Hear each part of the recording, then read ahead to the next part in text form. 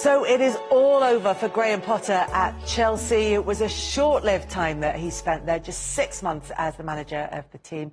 Sean Wright Phillips and Miguel Delaney are here with us in the studio. And although Chelsea had made a lot of noise about the fact this was going to be a long-term appointment, that this was part of some kind of bigger vision, it did in a way feel inevitable, didn't it? Yeah, because the results and the way they're playing. Formation, I didn't see it, the system, I didn't see what's going on. It just seemed like he was running out of time.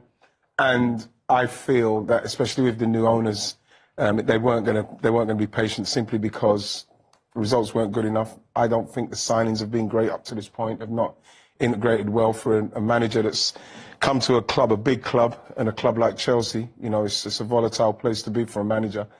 And in the end, it's unfortunate that it didn't work out for him. Yeah, the signings have been strange in the sense that they've brought in some really good players, some excellent players. They've brought in a World Cup winner, but they haven't necessarily fitted a pattern. From the signings I saw, I always questioned, especially the amount that came in at the time they came in. Were they put as signings, or was the owners trying to change Abramovich era to a Todd Bowley time? And that's what I thought the plan was going ahead. I can understand why they got sacked, because like Dad and you both said, the results ain't stacking up for the amount of money they've spent and the type of players they have. But when you come out publicly and say you're backing him, and then you sack him, what, a month and a half, 2 months later, it makes you think. And I was questioning, I wonder if they did that because Nagelsmann's basically the only top manager free, and they know Spurs are after him, so did they just press the button? So they wasn't. I think they would have pressed it anyway, sure. I think you think so? Yeah, simply because of the results mix. When you look at what Chelsea are doing and the way he's come in, Todd Bowley, and what they're trying to do, and you're hearing about all the people in the business end of Chelsea upstairs who've been moved on, who could kind of get them through this kind of this time with a new manager. But they've got rid of all of those people. I couldn't see how this was going to work out. So they've spent £500 million, £500 million, and they still, for me, need a goalkeeper, for me totally honest. They still need a number 6, and they need a focal point centre forward, and they're nowhere near that. In fact, since Abramovich era, they actually feel like they spent that kind of money, and they're actually still nowhere. They're still nowhere. Well, Sean kind of touched upon it there. As in, what they're trying to do is basically all that expenditure and the amount of players they've brought in. It would make sense if it was over the say the time period 3 years, gradually bring in 2-3 players at a time to completely change the squad. But it feels like they're trying to completely change the profile of the team now, while still having all the old squad there. Yeah. So then suddenly he has to deal with the squad that Tuchel had and a completely new one, and at the same time, while he himself is adapting to a club of. I mean, that's what it is when we were watching the video there that kind of strikes. I mean, Potter, he's very quickly gone from someone who's seen as this really bright up and coming coach that completely fits what Brighton are, and then suddenly you're at Chelsea, which is one of the biggest jobs in the world now, and just to have that spotlight, and it just exposes different things about a manager. Yeah. And it doesn't mean they can't succeed in the long term, but it was suddenly such a massive leap. Like, you could even argue, I mean, Chelsea are obviously, Brighton, you know, they're a club doing very well on the up, but they're not a Europa League club. No. Whereas Chelsea are someone who won the Champions League 2 years ago. It almost felt like he could have done with a job in between, because, I mean, something that came across, I mean, one of the explanations that Chelsea have given for a sack, I think it's not just about results, it's also about the lack of progress with how the team is playing. And I think you could see that as well, and that it felt like he was second-guessing himself in so many decisions. Miguel, who's making that decision, though, on the way that the team is progressing in terms of pattern, style of play? Because what we know of the people who are the higher profile members of the board or of the owners partnership is that they're not necessarily knowledgeable about football. So who's making decisions based on the style of football?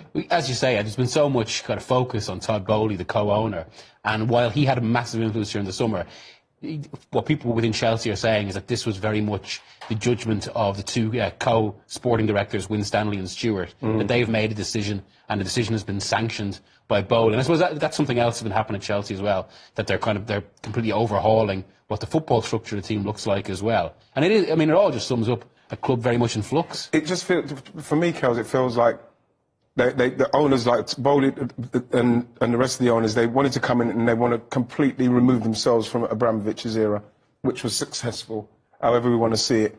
But then they've come in with the new manager, and they've, like I said, they've got rid of a load of people. You'd have thought that they would have come in and let it settle for a while, Kels, to see what's going on, and then, like you say, add some to it and build it slowly. But then, you know, he's coming in, he's trying to change things like all those contracts. I can't wait to see how that's going to work out, Miggy, when you're giving players that much money on such long contracts.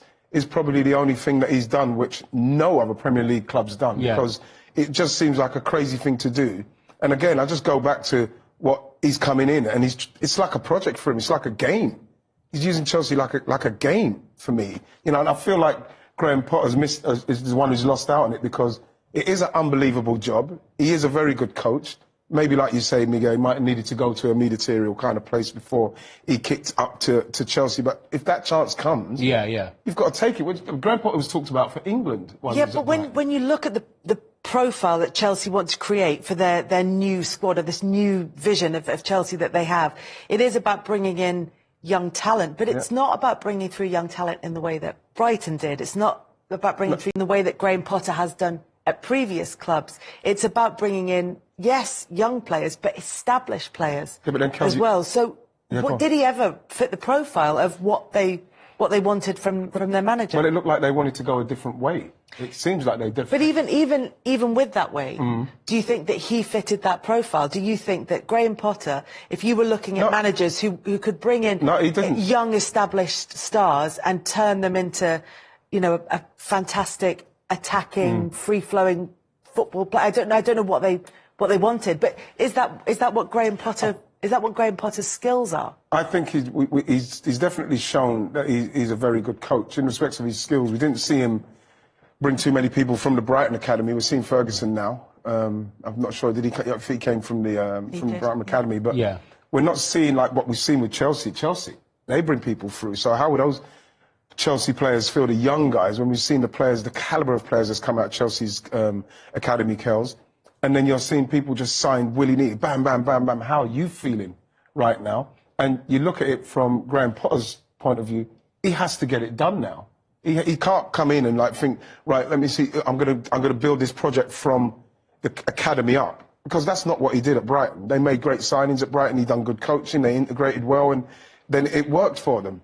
Chelsea, Kels, look, to answer your question, I don't think he did fit the profile of what they're doing, but I think they took a chance on him simply because of how good he was and how good Brighton were, and how well they were coached. Dad, do you think that Todd Bowley even had an idea of the profile that he wanted Chelsea to be? Because for me, I don't personally think he did.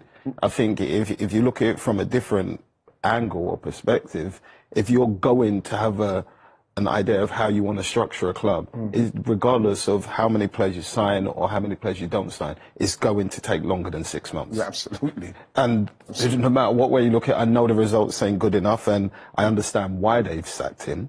But at the same time, the next manager that comes in, why are you changing him now? Because there's nothing for him to play for. Chelsea's season is effectively over. And for me, they should just avoid Europa and focus on next year, personally. You know, when you're in the dressing room and it's a team full now, or a squad full of big personalities, either from the Tuchel era, or whether it's signings that have been made in the time that Graham Potter was manager, not necessarily by Graham Potter. And you've got all those big personalities all requiring something different. Does it need more than just a good coach to be able to get the best out of them? Do you have to have a certain, I don't know, stature in the game that maybe you have to earn through those steps that Miguel talked about? I think so, yes. But then I think results change that. I think if Chelsea and were... Sessions. And Sessions, yeah. I know the players like the Sessions because Reece and Chilwell have said that. But I mean, in general, I think if Chelsea are doing better, even if they're like 6th or around that area, I think everything that we're talking about, obviously, will still be in the job. But I mean, in respects of moving forward, we wouldn't be having this conversation. So I think if you look at the chances they create, think how many times we've done this show, and all we talk about is Chelsea cannot score goals. So they do make the chances. That can't, for me, that's not a manager problem. Like I spoke to Dad off air and I said, when you're a striker and you're in that area, you do have your good times, you do have your bad times, but you still always know where the goal is. I feel like the attackers don't. You're saying that the fact that they've missed the players missed chances is why he got his sacked in the end? No, I'm not saying, I wouldn't just blame it on the players. I think it's an all-round thing, but I think You don't think 20 it's as bad as chances against Aston Villa. So you're saying you don't think it's as bad as for him to be getting the sack? So if they took some of those chances, you think he might still be in the job? 100. If he doesn't lose against Villa, I don't think they sack him. Wow. So we're looking there at the decision to appoint him in the first place, whether or not that was the right one, a clear idea of what was kind of required of him at the club, then a load of players who were brought in seemingly without any pattern other than they were young and good. Someone else wanted them. Rather than a sort of stylistic pattern. And then when those players have come in, there isn't a centre forward in there, and Chelsea are not able to convert their chances. Right. So there's a whole host of different reasons why it didn't work out with Graham Potter. So why then does it feel like this was inevitable pretty much from the beginning? I think there were a lot of people predicting that this would not work out. I do wonder as part of it as well. I mean, as well as that kind of the leap he's made, it's sort of connected as well to the fact that Chelsea are obviously trying to be something else now, a different Chelsea. But they're only part of it. I mean, there's still a long way to go, and there's still so much of the old Chelsea there, which brings those expectations and also brings something room. Yeah. And it does feel like, from everything we hear from the press and from what we have to report on, that, as you say, well, everything we hear was that they really enjoyed Potter's sessions on a technical level, but that he never quite had that connection with the dressing room, that there was always, I mean, some of the players, particularly those who haven't been in the Premier League that long or just come from abroad, they didn't have the full idea of his career as others. Yeah. And I suppose that does matter at that sort of club, that kind of, as you say, the stature almost. It's funny because when you look at it, Miguel, with Tuchel, I cannot understand for somebody to come into a club like Chelsea, the success. We're not talking about a club that needs to come in and somebody needs to overhaul it for it to get success. We're talking about a club that only a few years ago won the Champions League. You know, for him to come in and move on a manager like Tuchel, you know, now they're hearing about he didn't want to be involved with the WhatsApp groups, or he didn't want to. He didn't want that link. What I think the owners wanted with the manager, and they've got rid of a manager purely on that situation instead of looking at what Tuchel is capable of and keeping him for at least for another year, just to get them to a place. But like, it seems to me that Todd Bowley's is so intent on trying to prove that he wants to come here and he can change something for something to be successful. And I just think that he's just taking too many big steps. Is there almost a little bit of a contradiction there? Because obviously when they changed Tuchel for Potter, Chelsea were very keen to put out their explanation. One of them was, as you say, Tuchel didn't really kind of buy into it. He just wanted to manage a team, win trophies.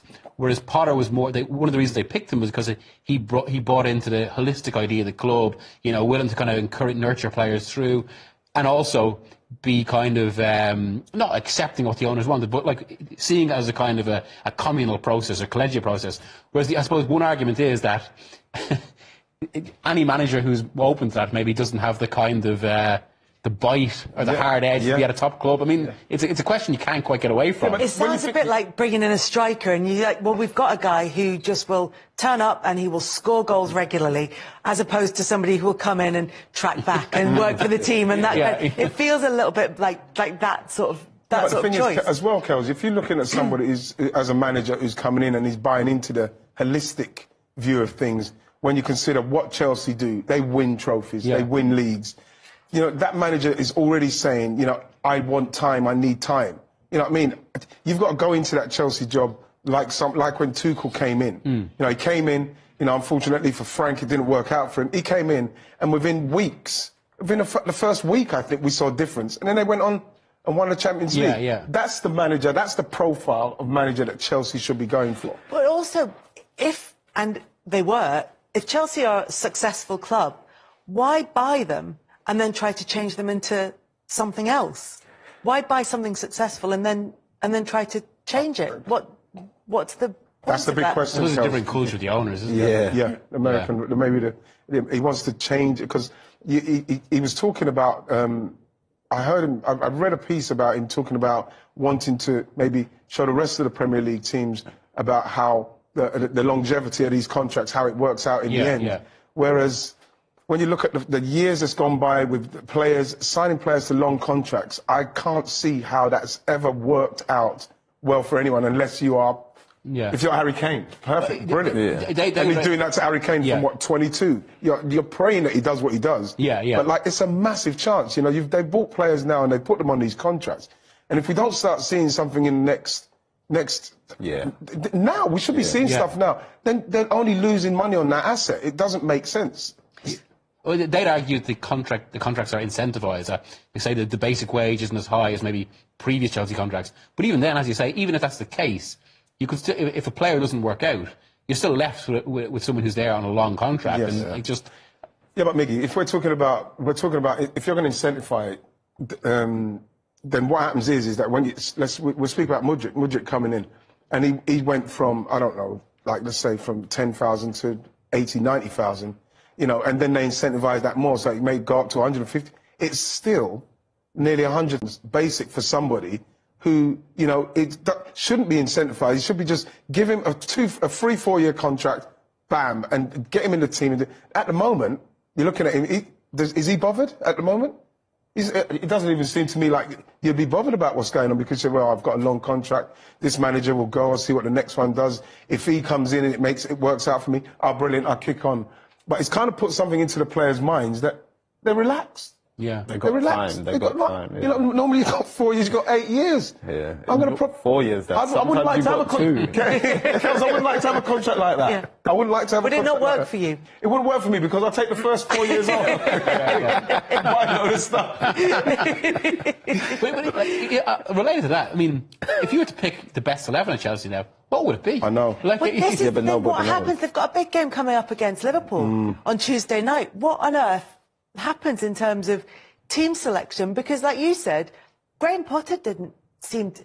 He may have had an idea of what his best 11 was, but he certainly didn't pick a regular starting 11 at Chelsea. So, what on earth does someone else come? You know what as well, Sean? Sean, you know what I was thinking, Sean, is that what we'll see now from the guy who's coming is Bruno, right? Bruno also, yeah. What we'll see is if he changes it totally to something else, and then we see them doing stuff, and then obviously that's what they wanted, the players, and then the manager wasn't doing that, he was sticking to what he's doing. But if we see the same from Bruno, then you could see that somewhere along, they just haven't got a clue how they want to play these players. But if you look at that squad, which I think is the point that you're asking, what do you do with them? How do you set them up best? And I actually do wonder whether Potter, as brilliant as he is as a coach, is that one area where a strength became a weakness? Because he's clearly someone who looks at a game and looks at kind of all sorts of potential tactical solutions, and then suddenly he sees too many. So then from game to game, he's got so much going on. Even training, imagine how training must be for him, because he can't send people like, obviously not just Raheem, but the players that were on them sort of contracts. You can't send them to the 23s. So how do you do like 11v11s or 7-a-sides? Well, that would be like everybody in. These substitutes, that's what I mean. But those things, like Sean's absolutely right, those things, it brings dissension in there. It's like, what's going on? People will be walking around and saying, what is going on here? What is going on? Chelsea, for everything what they've got, we know that they need a focal point. We still don't know what Chelsea's best team is. Yeah. You know, I know it's only been 6 months for him, and like I said, I do feel for him because his trajectory was moving at a nice pace for himself at Brighton. Yeah. And you know, you can't blame him for taking a job like that. But unfortunately, he's come at the same time as new owners have come with ideas that I still can't understand what they're aiming for. They say they're going for the long-term project, and they've sacked their manager after 6 months. So. It's going to be interesting to see what they do against Liverpool tomorrow. Jurgen Klopp has been talking about it because it wasn't just Graham Potter who was sacked, but also Brendan Rodgers. This is what Klopp said. What can I say about that? I think the elephant in the room is probably, from your point of view, why I am still sitting in this crazy world. Last man standing. Third longest in the Football League, but probably not. Oh, great. So, yeah, I think both clubs are not in the spots where they expect to be. I cannot really say a lot more about it. Yes, will I say I know them well? I respect them a lot. To be honest, I like both. When I met them, they're really, really good people and fantastic managers, both of them. But still, things can go the wrong way. And then when the decision makers in the club think they have to change, then they change. I think, well, we all accept that part of the business. And it has been a really busy season in terms of managerial changes. 13 of them, 12 of them were sackings, because the other one was, of course, Graham Potter leaving Brighton to go to Chelsea. Do you think that Potter has damaged his reputation? I think it is damaged because, like, when he went to Chelsea, as much as people saying, "Oh, okay, interesting," simply because they didn't say, "Oh my gosh, what a terrible! We don't want it." It was more of a case, "Oh, let's give him a chance," because if he can replicate what we've seen him do at Brighton, then he's probably going to do okay here because he's got better players. But I think why it will damage him a little bit, simply, Kels, is because of the way it's all been dealt with. And sometimes you see in the interviews, some things what he's saying didn't make sense, and it was almost like looking for excuses. And I don't think he maybe managed that side of it very well. So you look at it and you think, what you don't want for them to say about Graham Potter is, oh, when he went into a different calibre of dressing room, he couldn't handle it. You know what I mean? So to a certain extent, people will be saying that kind of thing about him, which is a shame. Because I really wanted it to work out for him, because you don't see many English managers getting the opportunity to get a job of that stature very often. So you don't want them to get it and then fail like we've seen the last two English managers at Chelsea do. If you were to advise him, would you say take time, reset, or get back into the game as soon as possible? I think get back into the game as soon as possible. Yeah, but Sean, if he gets back in the game as soon as possible, I know that, and it doesn't go well, then it's going to take a double knock. I know, but then it could be the same, innit? If he doesn't get back into the job, you've got fantastic managers coming through like Michael Carrick, Vinny. They're going to take those places that may be available for him because they haven't had what's happened to him right now. So nobody knows. Yeah, but they're going through their Graham Potter beautiful stage at the moment. Yeah, but they might make that gap that Graham Potter didn't. So if he leaves it too long, sometimes people just forget you're out there. I think that he would still get. I think he would get another. Think so, I think he'll get another job. I hear what you're saying, because depending on Graham Potter and the calibre of dressing room he goes into, I think is vitally important for him now. So it's totally up to him. But probably, if I'm him, the time he had at Brighton, then this time, I think he needs a bit of time. I would take time just to kind of like evaluate everything what's just happened to me in the last 2 years when everything was going on in the Chelsea, what I did wrong, what I maybe could have done right, and then just kind of ease yourself back in. Ease yourself back. Because if he comes back in right now, Sean, and then his team starts losing the first few games, he's going to get the spillover from, because Chelsea, he should have gave himself time. But I would have taken Say he goes to Leicester, through no fault of his own, because there's not that much of the season left, and it might take him a little while to implement his ideas. If they go down, I mean, look at the trajectory of that season, and you've gone, like, you've started at beating Man United with Brighton, gone to Chelsea, all up, and then suddenly what happens to Chelsea, and then potentially relegation. It's one of those. I think most managers don't take enough rest time, just because, like, for that reason, because other people are ready to go, and they might get those chances. But I think the manager game's a long one, and we've seen that they could jump on the different places on this merry-go-round. So if you take time, at some stage, someone will say, I'm going to go and take another chance on Graham Potter. So, after those last two games that you saw there, today, Brendan Rodgers left Leicester sort of around lunchtime. It's just after lunchtime. And then earlier this evening, Graham Potter lost his job at Chelsea, which means, Alan, just as an overview, in the Premier League this season, there have been 13 managerial departures, which is crazy, isn't it? Yeah, I mean, well, football is crazy. It's more crazy now than it ever has been because of the demand for success, and clubs cannot afford to be in a relegation battle. And as soon as they are, they press the panic button. Sometimes it works, sometimes it doesn't, but there's no surprise. I mean, when you go into that particular job nowadays, you know the laws that come with it or the rules that come with it. You either win or you're out of a job, unfortunately. There's no time. It's been very inconsistent for Graham Potter at Chelsea. And in fact, his points per game in the Premier League is the worst of any Chelsea manager in the Premier League. But is it any surprise that it has been that patchy, given the influx of players? I think most people thought it would have been better than it's been, even with the influx of players, because the quality they have to choose from. You know, the problem he's had is making a lot of changes in terms of tactics and personnel. That hasn't helped him at all.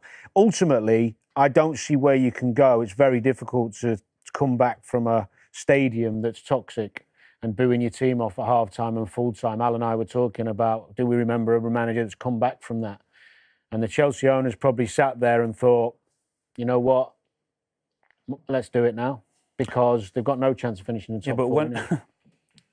I mean, I just said that football's crazy. Who on earth goes to a football club and pays over £20 million for their services, him and his staff, puts them on a 5 or 6 year contract on £10 million a year, gives them all these ridiculous amounts of players with a stupid amount of money that's been spent, and 7 months later sack him? It could only happen in football. Well, a new owner. That's well, a billionaire owner. That's who does that. I mean, look, we've got all the players that Chelsea have signed under their new regime. We can't fit them all on one page. I'm surprised we can fit them on 2 pages, to be honest with you. But bearing in mind, Graham Potter is known as a man, as a coach, right? As a coach, and meticulous in his planning, and also very big on the emotional intelligence of players and getting to know his players. Now, you put that massive group of players, one, it's going to take time to get to know them all. 2, how do you plan training sessions when you've got 30, 40 players? And 3, by the way, where's your centre forward? You're spending all that money and you need a centre forward. I mean... Do you know what? I think some managers are better suited to managing top players and being on the front foot. And some managers are better suited to managing teams who are the underdogs and need to keep tweaking and changing and having little tactical plans to try and punch above their weight. And I think he might be more of one of those. I don't know, I mean, might be being harsh, but it feels that way. Some managers are just made for dealing with bigger players and bigger egos and having a very forward-thinking plan. I've not seen that with You talk about bringing all your staff in and you talk about bringing recruitment guys in and all of that. And, I mean, you can't tell me the recruitment guys have looked at that and thought, yeah, this is the way we're going to go, this is how we're going to plan. I mean, anyone with a football brain will tell you that doing that and signing that amount of players is not going to work. Graham Potter's going to get another opportunity. Don't get me wrong. Well, people value he's done brilliantly to get where he is. Just touching on Brendan Rodgers, I think as well, very different situation. I think when the dust settles with that one, Brendan's going to look back and be very proud at the job he's done at Leicester. And I also think Leicester supporters, although angry now and frustrated at where they're at, it's not all been Brendan's fault. Let's get that right. I think a lot of them will look back on his time as successful and a good period for Leicester. And we have to start with the huge breaking news on Sunday night that Chelsea have parted ways with their head coach, Graham Potter. The club have released this statement. Chelsea FC has announced that Graham Potter has departed the club. Graham has agreed to collaborate with the club to facilitate a smooth transition. In his time with the club, Graham has taken us to the quarter-final of the Champions League, where we'll face Real Madrid. Chelsea would like to thank Graham for all his efforts and contribution and wish him well for the future. Bruno Saltor will take charge of the team as interim head coach. Well, there's nothing like a bit of dramatic breaking Sunday night football news, gents, is there? The reality is with Graham Potter, he started really well. His first 9 games in all competitions, won 6, drew 3, but then lost his way a little bit. Over 300 million spent in January. 8 players came in, some went back on loan. So suddenly a big squad to deal with. Did it feel like after losing to your old club Villa yesterday that this might happen this evening? I think we were all thinking, when is it going to happen? When is he going to get the sack if results keep going the way they were? Performances haven't been particularly good. Been dealt a bit of a screw with hand as well going into the club. Wasn't much harmony there. But when results go like they do, unfortunately, you see sackings now after 6, 5, 4, 10 games. It's just bizarre. The way the game's gone, I'm not surprised. I think it's too early, though. Yeah, I mean, interestingly, as everybody accepted, if Roman Abramovich had still been owner, he'd have probably been sacked earlier than this. So by Chelsea standards, he's had longer. But as Dion said, do you think all these players coming in... I mean, it's wonderful to be a kid and think, I've got all the toys I want to play with in the world, but he's got so many players to deal with. Has that made it much harder for him to get and a lot of injuries, to be fair, to get a pattern, to get a rhythm, to get some harmony, to get a way forward that seems to be that they all needed? Yeah, absolutely. I mean, it's one thing to be given a great job with a great squad, but you're now managing 30 different characters that all think they should be in a starting 11. You're now trying to make sure that they're not upsetting training. Those, 19 players that aren't in your first team, that's an incredible amount to try and manage that aren't playing. So you're hoping when you're managing a club that you're all pulling in the same direction, you're all feeling part of the 11, you're all feeling part of the squad. How does he do that?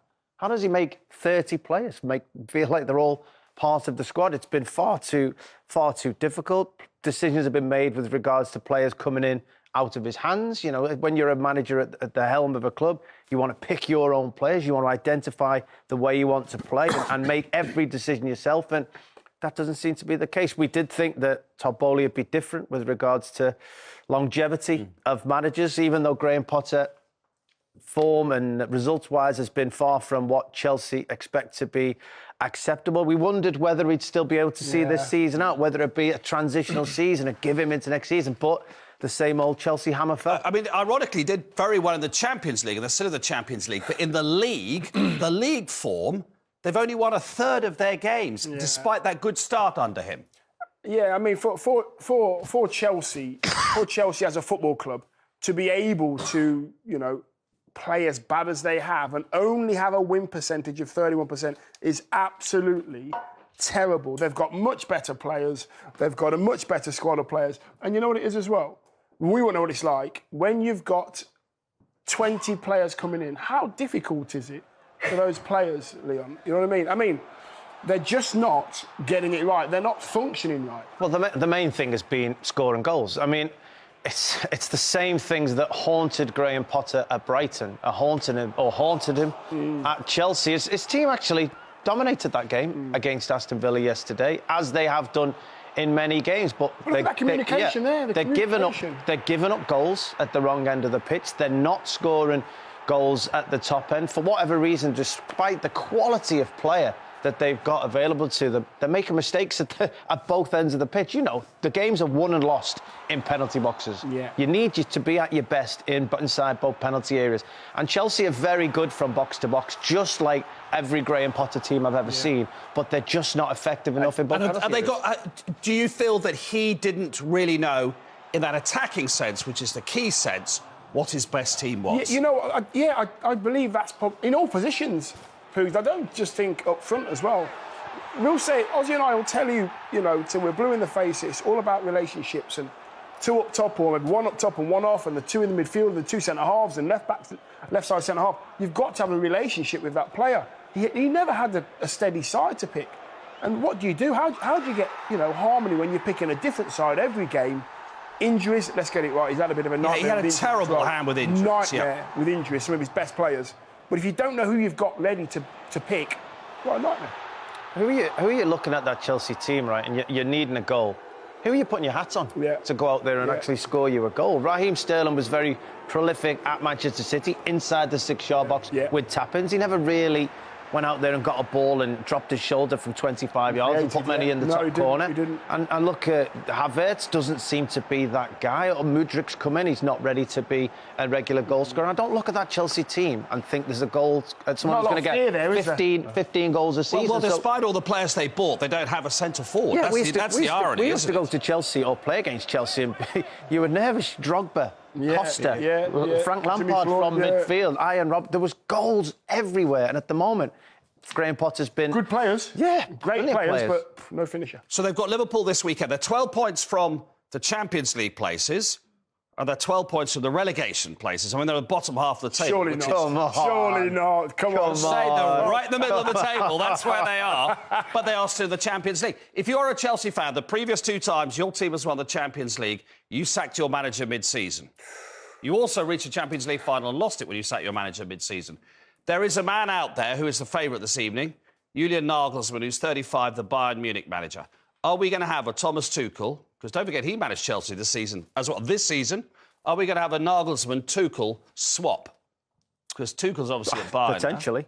Potentially. I mean, if you're in charge of Chelsea now and you've had Graham Potter at the helm and things haven't been going right, to move him on at this point, I'm thinking there's been a conversation with somebody. If the person you've identified has to be out there, surely you've got your eye on somebody. Before you make the move. Before you make the move. Yeah. And if that person's out of work, surely you've had a conversation with that person, which is Nagelsmann, as we're talking. So I expect that's been spoken about already, and you know he'll be coming in, and I'm sure Chelsea fans will be hoping that record continues. New manager in, Champions League final at least. So just very quickly before we move on, because we've got another sacking to talk about. Nagelsmann's a favourite. Also in there, Pochettino. No. Luis Enrique might be. Zinedine Zidane. I can't see Poch going to Chelsea. You couldn't see a Tottenham manager go to Chelsea? I can't see Chelsea fans allowing that. No, I think I probably agree with you on that one. Fans allowing that. Zidane? I'm sure they'd love outside Zidane. chance. They'd love Enrique? Zidane. Luis Enrique? Not really. I don't think so. I think all roads lead to all top people, Yeah. all great managers and names within the game, but Nagelsmann just stands out. Yeah, Nagelsmann the yeah. favourite for a good reason. The park. This is Derek Ray, joined for commentary by former England international Lee Dixon, and looking forward to bringing you action from the Premier League coming right up. It's Aston Villa taking on Chelsea. Yeah, thanks, Derek. Great atmosphere here. The two sides, I'm sure, will set a quick tempo in this game. We get to watch for free. The players are chomping at the bit. I can't wait. Mateo Kovacic. Kovacic. And he's made headway. And played towards the near post. Simple for the keeper.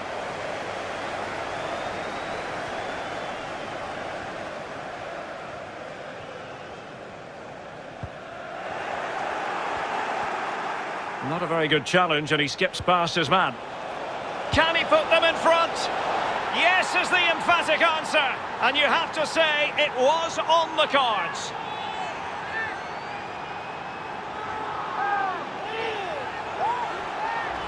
Well, here's the replay. It's a very neat piece of deception to get past the defender. And you have to say, with a finish to grace any game, lovely, calm, classy strike right there.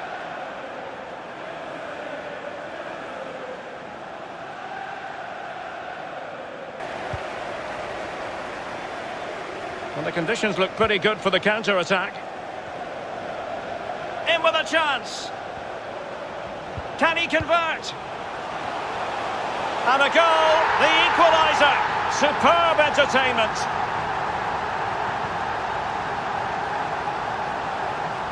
Well, as we look at this again, the keeper's every right to ask where his back line was, but 2v1 in the end. He's thinking now, is he going to pass or go round me? He's got no chance. Well, let's have another view of that goal.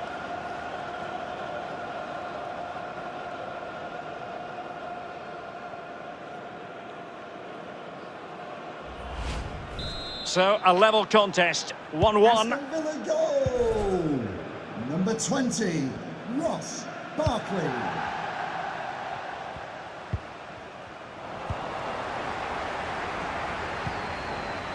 Useful looking ball. And a goal! Another one! Two in quick succession. No wonder they're celebrating. Well, here's the replay, and as we see, it's a class ball through to split the defence. There's still a lot of work to be done, but the keeper presents the near post on a plate, and he's punished. That's quite remarkable.